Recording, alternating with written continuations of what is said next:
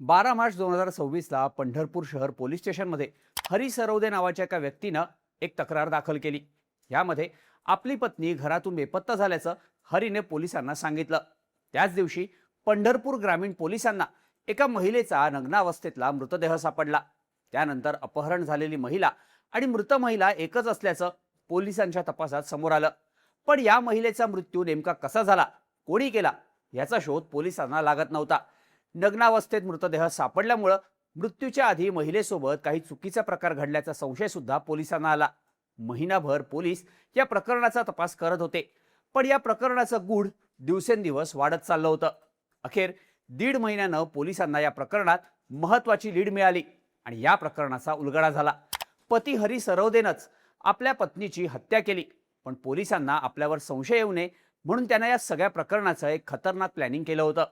पंढरपुरातलं हे प्रकरण आहे काय, पत्नीला संपवण्यासाठी हरीनं केलेलं प्लॅनिंग कसं होतं आणि पोलिसांनी या प्रकरणाचा छडा कसा लावला, त्याची स्टोरी सांगणारा हा व्हिडिओ. नमस्कार, मी शार्दूल आणि तुम्ही बघताय बोल व्हिडिओ. हरी सरवदे आणि ऐश्वर्या सरवदे हे दाम्पत्य पंढरपूर शहरातील इसबावी परिसरात राहत होतं. ऐश्वर्या शहरातल्याच एका छोट्या कंपनीत कामाला होती, तर हरी फोटोग्राफर आहे. 12 मार्च 2026ला हरी सरवदे यानं आपली पत्नी बेपत्ता झाल्याची तक्रार पंढरपूर शहर पोलीस स्टेशनमध्ये दिली. 9 मार्च पासून ऐश्वर्या बेपत्ता असल्याचं त्यानं पोलिसांना सांगितलं. पोलिसांनी तातडीनं ऐश्वर्याचा शोध घ्यायला सुरुवात केली. ऐश्वर्याच्या शोधासाठी पोलिसांची पथकं रवाना करण्यात आली. त्याचवेळी पंढरपूर ग्रामीण पोलिसांना पंढरपूर तालुक्यातील गुरसाळे इथं एका रस्त्याच्या पुलाखाली एका महिलेचा मृतदेह सापडला. या मृतदेहावर एकही कपडा नव्हता. तसंच काही दिवसांपूर्वी हा मृतदेह पुलाखाली टाकल्यामुळं तो पूर्ण सडलेल्या अवस्थेत होता. या बेवारस मृतदेहाच्या संदर्भात पोलिसांनी जिल्ह्यातील आणि इतर जिल्ह्यातील पोलीस ठाण्यात माहिती मिळवण्याचा प्रयत्न सुरू केला. त्याचवेळी पंढरपूर शहर पोलीस ठाण्यात एक महिला बेपत्ता झाल्याची तक्रार आल्याचं पोलिसांच्या लक्षात आलं. त्यामुळे शहर आणि ग्रामीण पोलिसांनी हा मृतदेह बेपत्ता झालेल्या महिलेचा आहे का याचा तपास करायला सुरुवात केली. पण मृतदेह नग्नावस्थेत असल्यानं आणि चेहरा कुजल्यामुळं मृतदेहाची ओळख पटवणं पोलिसांना अवघड जात होतं. पोलिसांनी हरी सरवदेला सुद्धा हा मृतदेह त्याच्या पत्नीचा आहे का याची खात्री करण्यासाठी बोलावलं.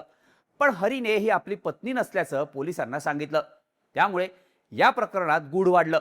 आता पंढरपूर ग्रामीण पोलिसांना मृत महिला कोण याचा तपास करायचा होता, तर पंढरपूर शहर पोलिसांना बेपत्ता झालेल्या ऐश्वर्या सरवदेचा शोध घ्यायचा होता.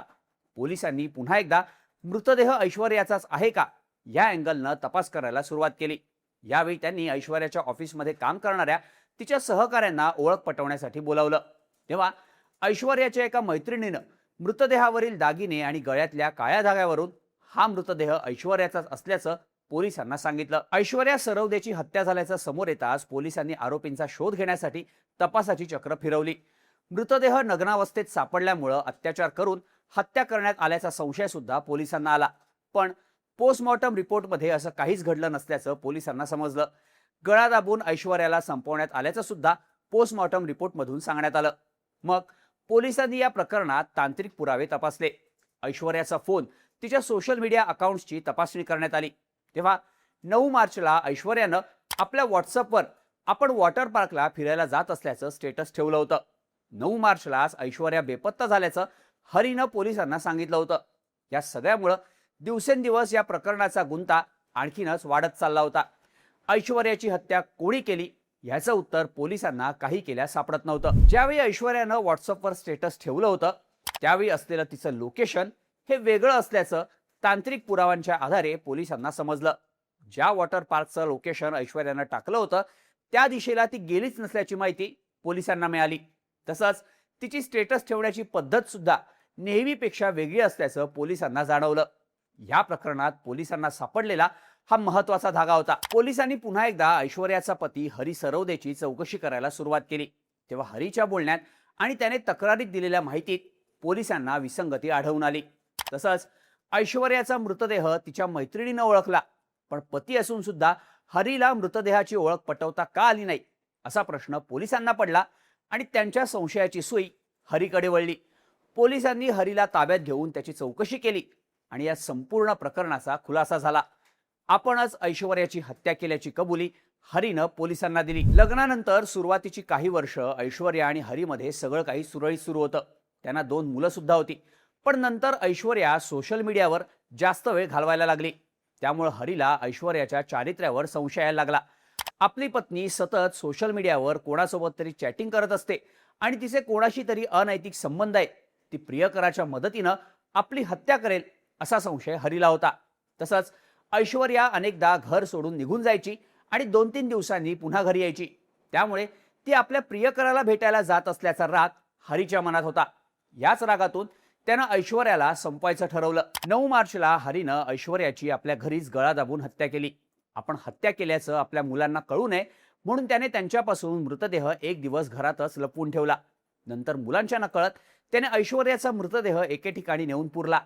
दुसऱ्या दिवशी त्याने पुन्हा तो मृतदेह बाहेर काढला.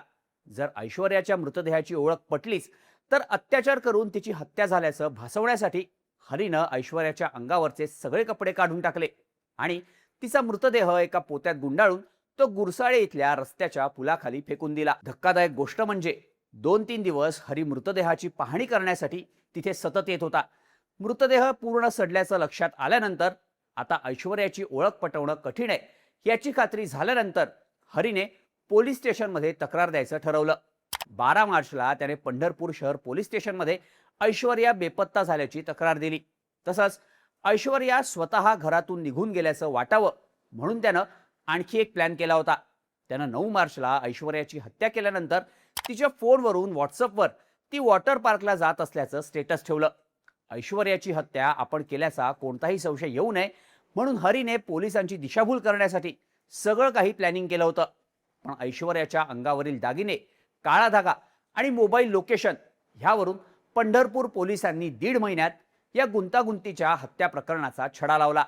यामुळे पोलिसांचं सुद्धा सध्या कौतुक होत आहे. या सगळ्या प्रकरणाबद्दल तुम्हाला काय वाटतं?